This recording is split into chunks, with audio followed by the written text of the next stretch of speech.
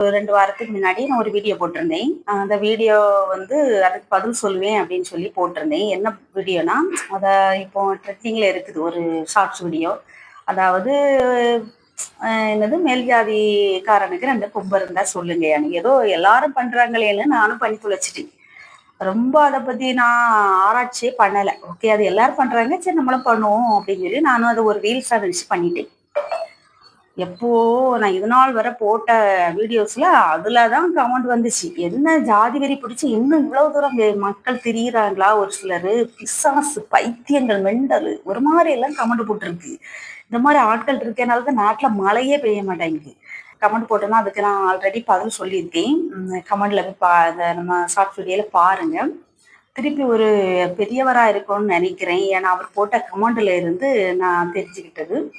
அரசாங்க உத்தியோகத்துக்காக உங்க ஜாதிய வந்து சாதி சான்றிதழ்லாம் காமிச்சு நீங்க எல்லாம் இதுல பதவியில இருக்கீங்க அந்த மாதிரி போட்டு சொன்னாரு. திருப்பி அப்படிலாம் இருக்கீங்கல்ல, அப்புறம் ஏன் எங்க வீட்டு பொண்ணு உங்களுக்கு கேக்குது அப்படின்ற மாதிரி சொன்னாரு. அப்படியே கமெண்ட் போட்டிருந்தாரு. நான் என்ன சொல்றேன்னா, உங்க வீட்டு பொண்ணு கேக்குது. நான் வந்து இதுல ஜாதி மதம் இதெல்லாம் வந்து வேணா இருந்துட்டு போங்க. அதை வச்சு எதுவுமே பண்ண முடியாது. சரி, அந்த இது வந்து ஒரு ரீல்ஸா கூட பார்க்கறதுக்கு கூட உங்களுக்கு மனசு அளவுல நீங்க ரெடியா இல்லை. அதனால நீங்க கமெண்ட் உங்க வாய்க்கு வந்தது மாதிரி அள்ளி போட்டிருக்கீங்க. ஒண்ணு கேக்குறேன், எங்க வீட்டு பொண்ணு அப்படிங்கிற நீங்க உங்க வீட்டு பொண்ணுக்கு மனசு இருக்கு பாத்தீங்களா, அதை நல்லா பூட்டு போட்டு பூட்டி அவங்கள வெளியில விடுங்க. சரியா? அவங்க ஒரு ரோபோ மாதிரி போயிட்டு வெளியே போயிட்டு வீட்டுக்கு வரட்டும். ஏன்னா அவங்களுக்கு மனசு அவங்க கிட்ட இருக்கும்போதுதான் அவங்க என்ன பண்றாங்க, ஒருத்தங்களை பார்க்கும்போது அவங்களுக்கு ஒரு உணர்வு. லவ்ங்கிறது வந்து ஜாதி மதம், நீ என்ன ஜாதியில நீ என்னத்து மதக்காரலன்னு கேட்டெல்லாம் லவ் வராது. சரிங்களா? அது வந்து ஒரு ஒரு உணர்வு. அது எல்லார் மேலேயும் வராது. அப்படி வராம இருக்கணும்னா நீங்க அவங்க மனச பூட்டு போட்டு பூட்டி சாவியை நீங்க வச்சுக்கீங்க. அவங்கள ரோபோ மாதிரி வெளியே போயிட்டு வர சொல்லுங்க. ஓகேவா? திருப்பி ஒரு சில இடங்கள்ல இத காரணம் காட்டி கொலை நடக்குது. இல்லையே லூசு பயலோட அவங்களுக்கு எல்லாம் அறிவு இருக்கிறாரு. ஒரு பிள்ளைய பெற்று வளர்த்து ஆளாக்கி கஷ்டப்பட்டு படிக்க வச்சு அவனோட ஒரு ஆளாக்கி நாளைக்கு நம்ம வயசான காலத்துல நம்மள பாத்துக்கோன்னு சொல்லி ஒரு தாய் தோப்பு ஒரு பிள்ளைய உருவாக்க நீ அப்படித்தானே உருவாக்கியிருப்ப.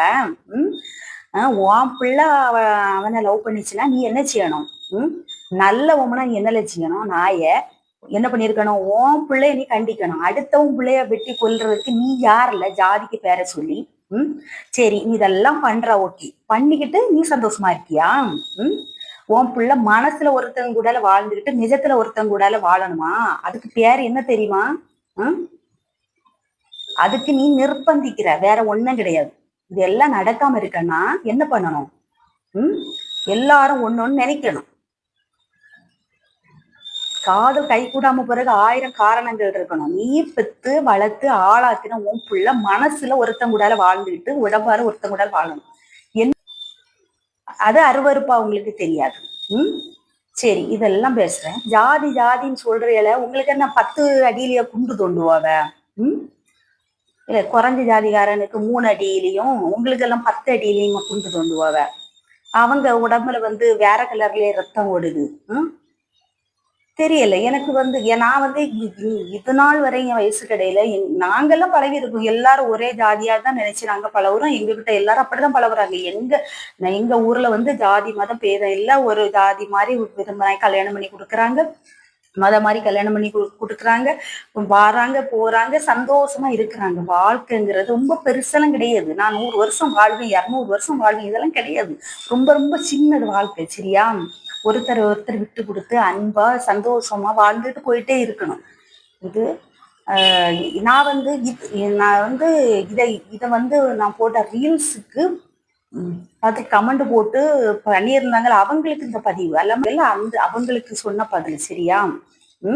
அதனால தயவு செய்து உங்க வீட்டு பிள்ளைங்களால இன்னொருத்தங்க குடும்பத்துல போய் நீங்க கொல்லகில்லன்னு பண்ணி அந்த குடும்பத்துல இருக்க சோத்துல மண்ணை வாரி போட்டுறாங்க. சரியா? உங்க பிள்ளைகளை கல்யாணம் பண்ணி கொடுக்க விருப்பம் இல்லை, என் பிள்ளைங்க மனசுக்குள்ள எவனும் வந்துடக்கூடாதுன்னாக்கி நல்ல பெரிய திண்டுக்கல் பூட்டு ஒண்ணு வாங்கி பூட்டி பிள்ளைய வீட்டுக்குள்ள வச்சுக்கோங்க, வெளியிலே விட்டுறாதீங்க. சரியா?